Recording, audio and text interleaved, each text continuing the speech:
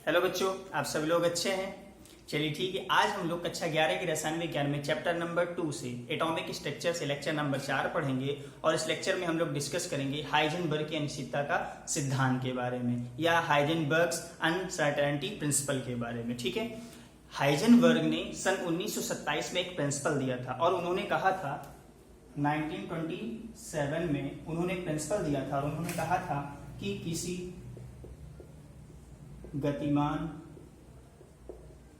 सूक्ष्म कण, ठीक, कण के अंतर्गत क्या क्या आते हैं मैं पहले भी कह चुका हूं। कण के अंतर्गत इलेक्ट्रॉन आएगा, आयन आएगा या अणु भी आ सकते हैं। ओके, ठीक, किसी गतिमान सूक्ष्म कण का संवेग और स्थिति, संवेग और स्थिति का एक साथ निर्धारण करना संभव नहीं है। ठीक, हाइजेनबर्ग ने सन 1927 में एक प्रिंसिपल दिया था और उन्होंने बताया था कि किसी गतिमान सूक्ष्म कण, चाहे वो इलेक्ट्रॉन हो या तो आयन हो या तो कोई अणु हो, ठीक है, सूक्ष्म हो, और उसका संवेग और स्थिति दोनों को एक साथ ज्ञात करना संभव नहीं है। ठीक है, मान लेते हैं कोई एक इलेक्ट्रॉन है, मान लो एक कक्षक में एक इलेक्ट्रॉन है। ओके, ये क्या कर रहा है, यू वेग से क्या कर रहा है, अपने कक्षक में घूम रहा है। ठीक है, जब यू वेग से घूम रहा है तो क्या वो यहां पर स्थित तो है नहीं, वो क्या कंटिन्यूअसली घूम रहा है। ठीक है, जब घूम रहा है तो उस स्थिति में या तो हम उसका संवेग को सही ज्ञात कर सकते हैं तो उसकी स्थिति में अनिश्चितता आ जाएगी। यदि हम उसकी स्थिति को सही ज्ञात कर रहे हैं तो उसके संवेग में अनिश्चितता आ जाएगी। कहने का मतलब यह है कि हाइजेनबर्ग ने कि संवेग और स्थिति दोनों को एक साथ हम लोग सही ज्ञात नहीं कर सकते। यही क्या था, हाइजेनबर्ग की प्रिंसिपल।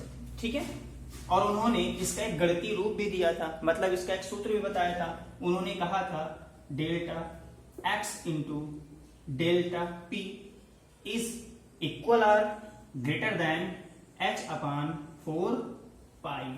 कहने का मतलब यह है कि उसकी स्थिति में अनिश्चितता और उसके संवेग में अनिश्चितता का जो गुणन होगा वो गुणनफल या तो h अपान 4 पाई के बराबर होगा या तो h अपान 4 पाई से ज्यादा होगा। यही क्या है, हाइजेनबर्ग की अनिश्चितता के सिद्धांत का सूत्र या गणितीय रूप है। ओके जी, मैं यहां पे राइट कर देता हूं, जहां पर डेल्टा x क्या है, किसी भी गतिशील कण की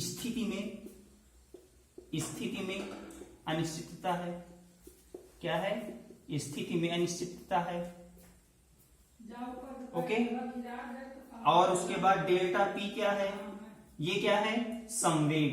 ठीक है, यदि कोई कण है गतिमान स्थिति में है तो भाई कण है तो उसमें मास भी तो होगा, है ना। और हमको पता है कि संवेग बराबर क्या होता है, संवेग पी को ही तो बोलता है m इंटू वी तो होता है। अगर यू वेग से चल रहा है m इंटू यू हो जाएगा। ओके, तो यहां पर डेल्टा पी क्या हो जाएगा, संवेग में अनिश्चितता है, संवेग में अनिश्चितता। और हमको पता है कि जब p बराबर m इंटू यू होता है तो डेल्टा पी इक्वल टू क्या हो जाएगा, m इंटू डेल्टा यू, क्योंकि मास जो होता है, मास एग्जैक्ट होता है, किसी भी कण का मास फिक्स होता है। जैसे इलेक्ट्रॉन है तो इलेक्ट्रॉन का मास कितना है, 9.1 इंटू 10 की पावर -31 kg होता है कि नहीं होता, इलेक्ट्रॉन का जो मास होता है। ठीक है, तो इसलिए यहां पर m में डेल्टा का साइन नहीं लगेगा। ओके, किस में लगेगा, u में। क्यों, क्योंकि उसके वेग में अनिश्चितता पाई जाएगी। ओके, बात समझ में आई।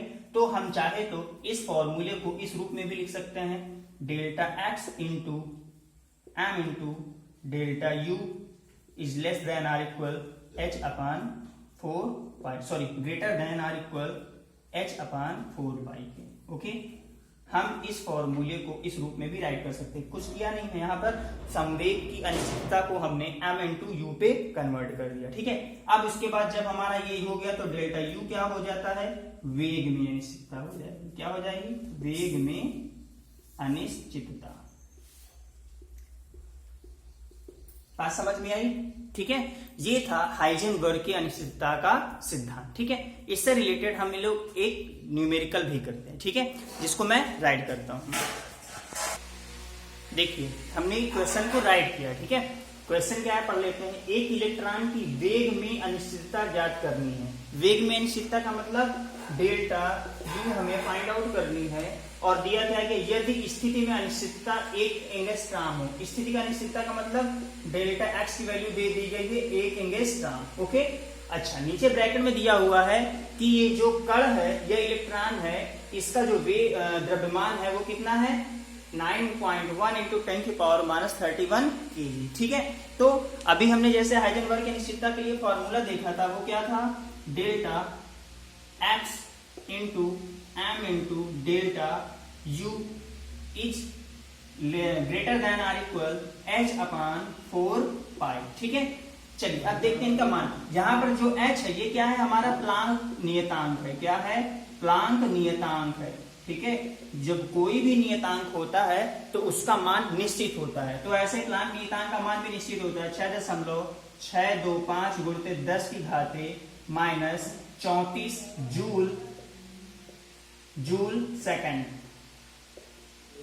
ये होता है इसका मान। ओके, चलिए हम सभी के मान राइट करते हैं। डेल्टा एक्स की वैल्यू हमको पता है। अच्छा, यहाँ पे डेल्टा एक्स दिया हुआ है एंगस्ट्रॉम में। ठीक है, तो इसको क्या करते हैं, हम एमकेएस पद्धति में ला देते हैं। हमें पता है कि 1 एंगस्ट्रॉम बराबर क्या होता है 1 इंटू 10⁻⁻10 मीटर, यही होता है। ठीक है, चलिए हम इनके मान रख देते हैं। डेल्टा एक्स की जगह में क्या हो जाएगा 1 into 10⁻⁻10 multiply by M. M क्या दिया हुआ है 9.1 इंटू 10⁻31 इंटू डेल्टा यू का मान हमें निकालना है। क्यों, क्योंकि हमको वेग में अनिश्चितता को ही तो पता करना है ना। बाकी आगे दिया हुआ है एच का मान भी राइट कर देते हैं लगे हाथ।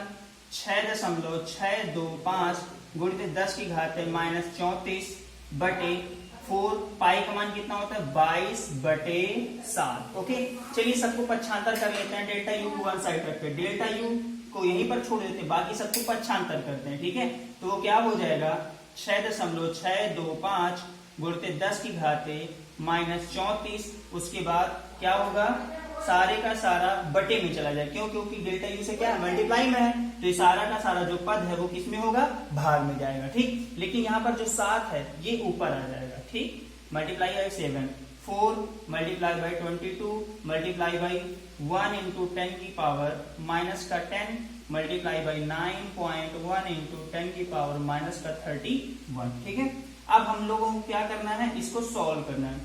ये कैलकुलेशन है। ठीक है, आप इन कैलकुलेशन को सॉल्व करिए, जो भी वैल्यू आएगी यहां पर रख देंगे, वही हो जाएगी हमारी वेग में अनिश्चितता। ठीक है, और वेग में अनिश्चितता वेग है तो क्या हो जाएगा मीटर पर सेकंड। ठीक, ये हो जाएगा उसका यूनिट। बात समझ में आई? ये हमारा क्या हो गया न्यूमेरिकल सॉल्व हो गया। ये कैलकुलेशन पॉइंट है, ये आप लोग आसानी से कर सकते हैं। ठीक है, बात समझ में आई?